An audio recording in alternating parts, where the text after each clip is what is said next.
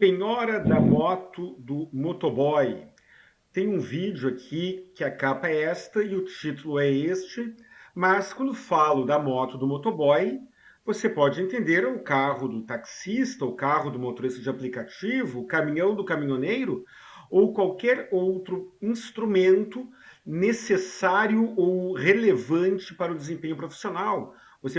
Nós podemos entender, né, a regra é a mesma, a lógica é a mesma, para penhora, para eventual penhora, para a intenção de penhorar os equipamentos de uma clínica de pilates, por exemplo, uma academia de musculação.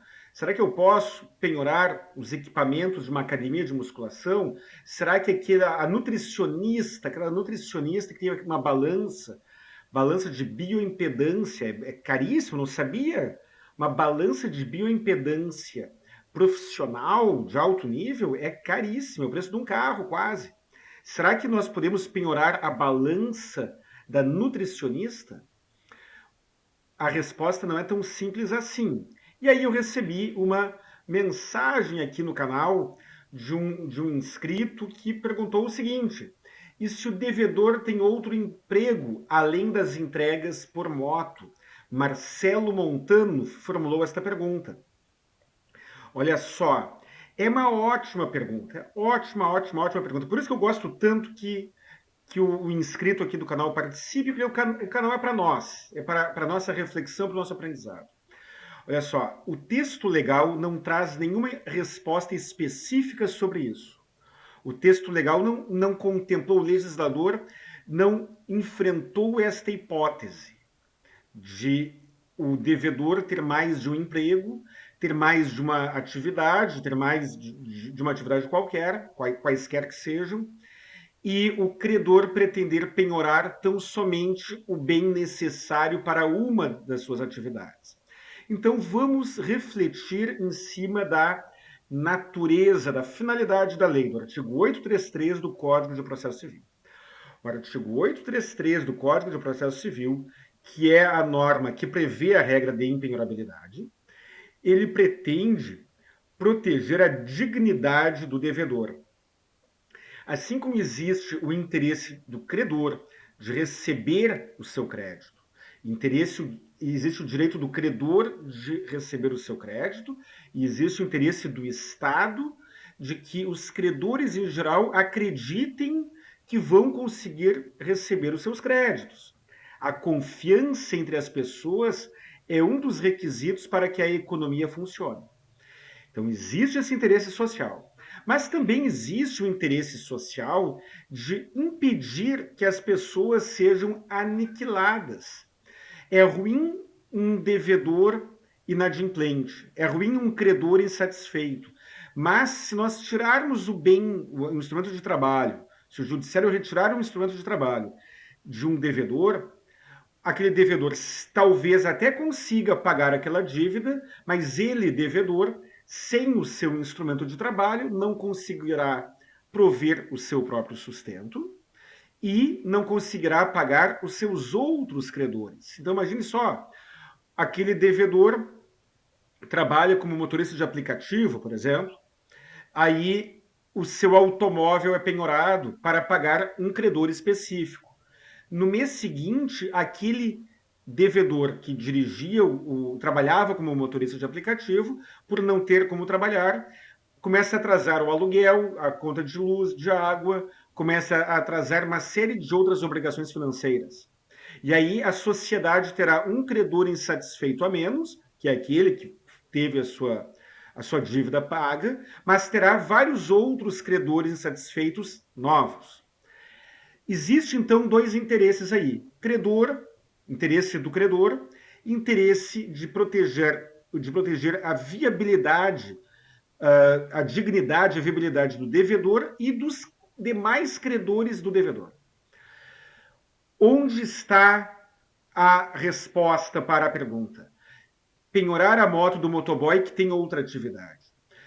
Se eu fosse o advogado do motoboy, eu sustentaria justamente isso. O que acontecerá com aquele motoboy, ainda que ele tenha outra renda, se ele perder a moto? Eu tentaria demonstrar que ele de fato tem duas atividades, mas por ter duas atividades, o fato de ter duas atividades não torna dispensável a renda que ele apura na condição de motoboy. Digamos que eu fosse o advogado do credor portanto, eu estaria interessado em buscar a satisfação do crédito do meu cliente e penhorar a moto daquele motoboy.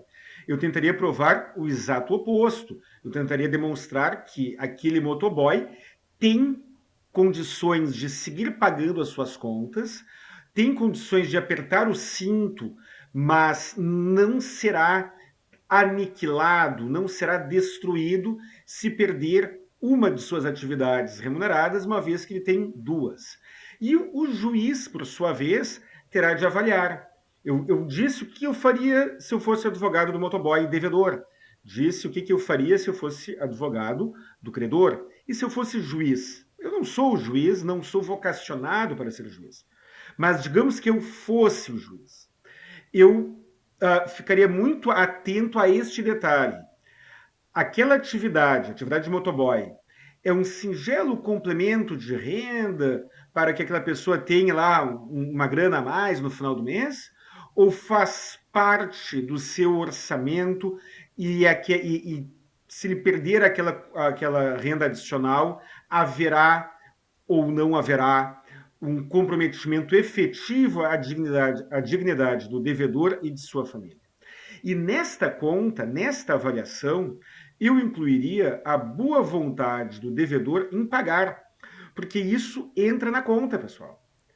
Uma coisa é o devedor que fica escudado pela empenhorabilidade, rindo e debochando do seu credor, dizendo: eu tenho a minha moto, eu sou motoboy, a minha moto é empenhorável, eu também tenho um carro, o meu carro é empenhorável, eu sou motorista de aplicativo, não vou pagar. Esta é uma situação. A outra situação é aquela em que o devedor diz o seguinte: olha, eu justamente não posso ter a minha moto penhorada porque eu preciso trabalhar para não apenas atender o meu interesse de receber aquele dinheiro, mas também para conseguir pagar, ainda que parcelado, ainda que aos poucos, a dívida que eu tenho com o meu credor. Estas questões entram na balança. E mais um alerta aqui para os devedores em geral. O projeto de reforma do Código Civil prevê algumas alterações nas regras de empenhorabilidade. O projeto de reforma do Código Civil está prevendo a inclusão do conceito do mínimo existencial e está pretendendo, não foi aprovado ainda, é somente o projeto, mas está pretendendo incluir como penhorável a renda superior ao salário mínimo daquele devedor. Então, pessoal, não é tão simples assim. Os devedores, muitos devedores, são vítimas de situações, de problemas, de situações e têm a intenção de pagar. Muitos outros devedores são debochados, são descarados, são mal intencionados, ocultam patrimônio, ocultam bens e têm a intenção de seguir a sua vida e sem pagar as suas dívidas, mesmo tendo condições de pagar. O judiciário não tem uma postura muito definida. Em algumas vezes ele mostra um elevado rigor contra os devedores, em outras situações ele demonstra uma grande proteção aos devedores. Mas está havendo um movimento legislativo que talvez vá pegar muitos devedores de calças na mão. Espero ter ajudado, pessoal. Deixe seu comentário, um grande abraço e até o próximo vídeo.